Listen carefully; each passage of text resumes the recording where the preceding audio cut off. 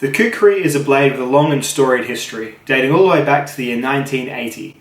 The inventor of the Kukri, Mr. Gary Kukri, was a zookeeper at the Royal London Zoo. He'd brought in a normal machete, not too dissimilar to this one, in order to cut bamboo to feed the elephants. Now Daisy, one of the more rambunctious elephants, sat right down in his machete. By the time Gary could raise Daisy, his machete had taken on a real bend. But in fact, Gary noticed that it increased the cutting power and therefore the Kukri was born. Just kidding. The Kukris have a real sort of strong and fervent fan base, and that was designed entirely to make people have a little bit of a poo in their pants. These are very old sort of agricultural tools from Nepal or that sort of part of the world.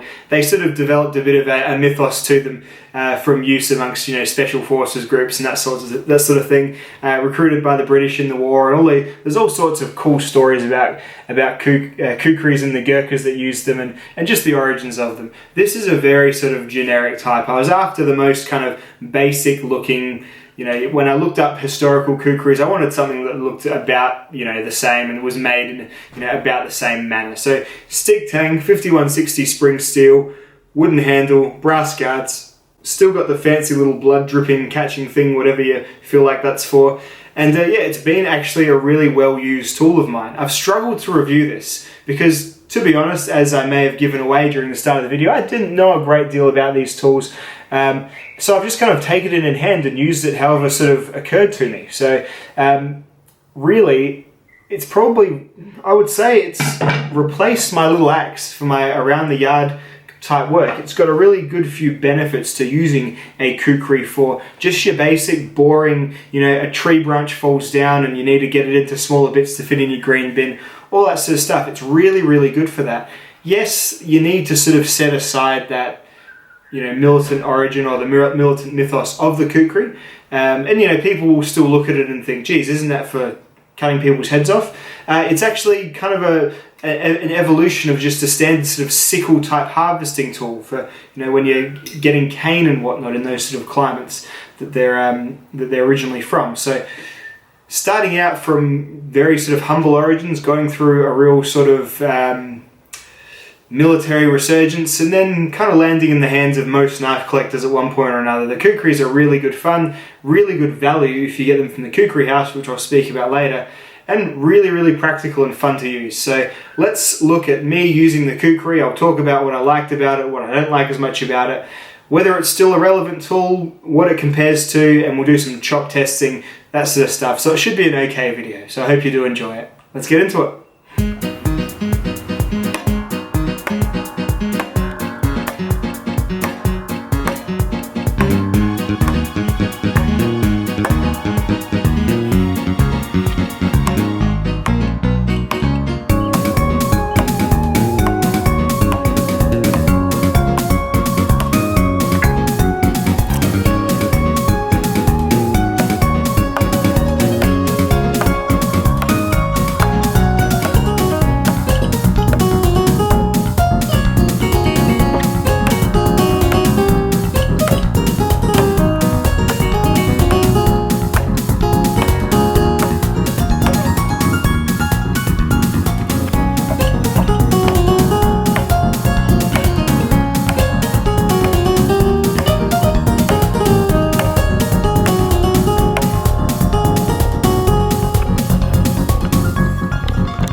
So here's the axe. Obviously cut the best. It's got the highest amount of focus and the heaviest head, I suppose.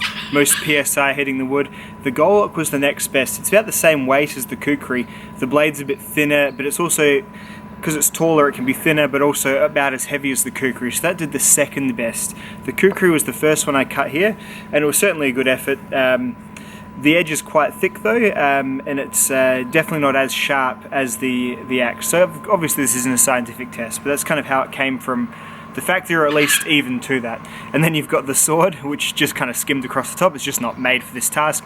And then the survival knife actually did fine, the Falconivan A2, about as good as you'd expect for something that's about half the sort of heaviness and capability of the Kukri and all the other tools too, basically. So I'm a complete Kukri noob. I mean, I can't even do that hand swirly thing that you see all the other reviewers do before they chop stuff in their videos. love you, Randy. Make love to me, Randy, please. Wow. So needless to say, I was really starting from square one. I did decide I wanted something relatively authentic, so I wanted to shop Nepalese and get a kukri from a Nepalese kukri maker. So I looked at Kukri House. I saw some of the videos online of them being sort of ground, sort of just in the villages and stuff, and using crude, simple tools, and I thought, yeah, that looks like it's for me. They have pretty decent systems of pricing. They've got some really normal looking kukris, and by normal I mean the traditional style, and then they've got some kind of more out there ones as well. They all seem to largely be made of 5160 or 52-100 steel, just basic sort of spring or ball bearing steels. And overall, they're spoken with a generally well regard. Of course, then I did some more research, and I'll link a video below, or maybe in a card or something. Sweet Costa Rica did a video where he ranked the 4 sort of Nepalese kukri makers, the large ones at least, or the ones that he knows of. And Kukri House was the 3rd out of 4th. So,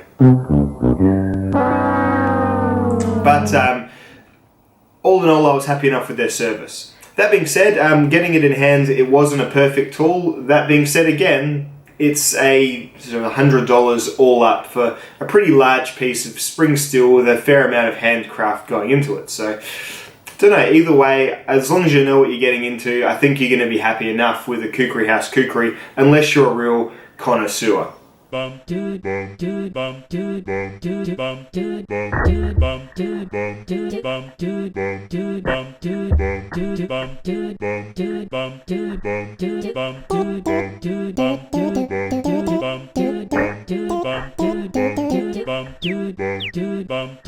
So before I go on much further, I'll just show you a size comparison of this, my 10-inch kukri, versus some other fixed blade knives, so you get a rough idea of what I'm dealing with, and I'll also show the spline thickness and sort of illustrate that it is quite a thick, heavy chopper.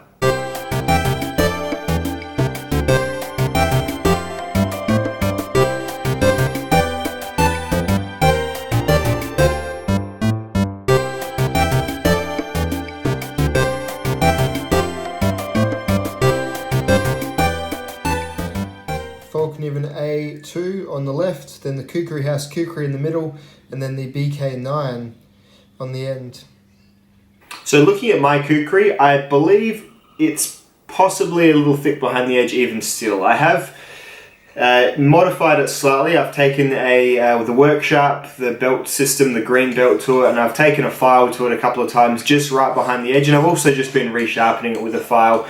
It's immediately taken on that feeling of like just a really sort of rough use garden style tool, which is exactly what I was after. So I just keep it sharp with a file, and then maybe with a stone if the edge feels too ragged, and that's fine. But yes, in general, it probably could have been a little bit more machete-like and a little bit less axe-like, because as it stands, it doesn't really cut as well as either. And that's probably what you also expect when something's made as a bit of a hybrid tool. It's probably going to do both jobs good rather than doing each specific job great.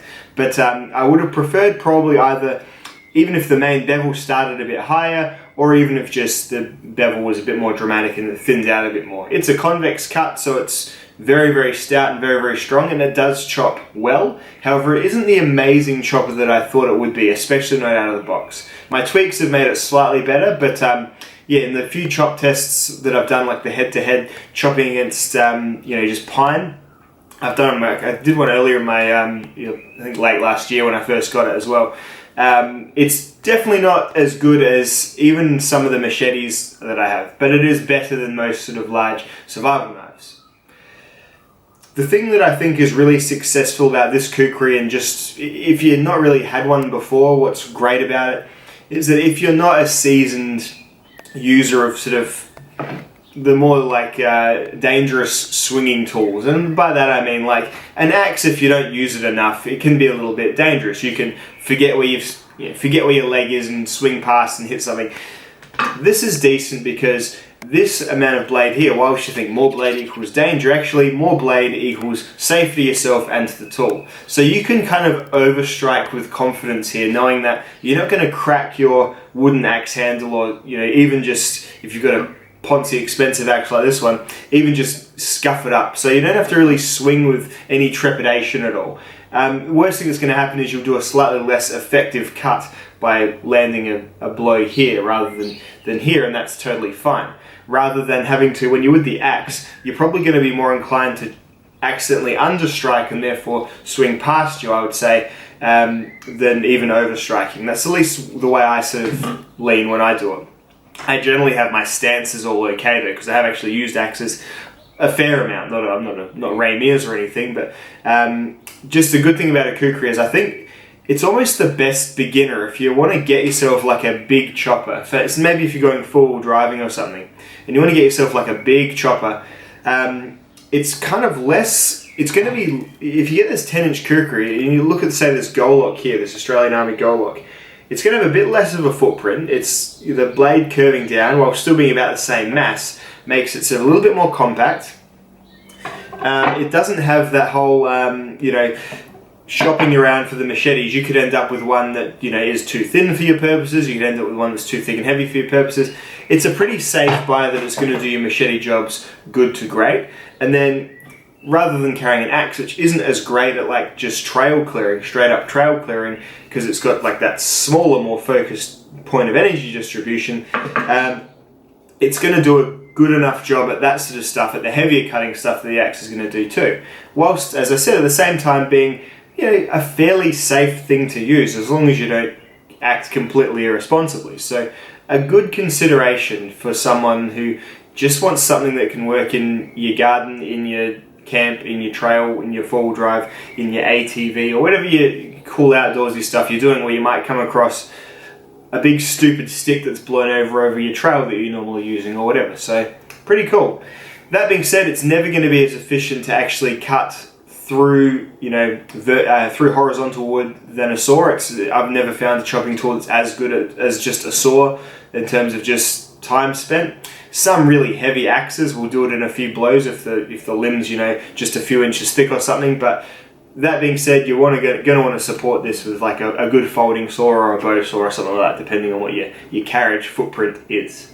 In terms of the blade, it's made of 5160 steel and it holds an edge just fine. I'm aware of 5160 steel. It's a mid-carbon sort of nice, malleable, ductile steel. Great for this purpose. The blade is quite thick. Sweet Costa Rica in his video did say that he prefers a slightly thinner, more machete-like kukri, and he considers that to be a more true machete. I don't know, he seems like he's probably done a bit more research than me. This is definitely going towards like the making it thick so we feel like it's ultra robust. And to be honest, that does work. Like, it makes me feel like this is ultra robust. Interestingly enough, a stick tang, I have not had a single worry about its durability. I've really wailed on this, as you've seen probably some footage that I'm showing at the moment. Really wailed on it, and nothing's come loose. The brass guard is still just as flush as it was. It's excellent. It's a really, really well built, really sturdy kukri here. It's just the thickness is perhaps reducing its chopping power just a little tiny bit, or its cutting power, or whatever sort of adjective you want to use.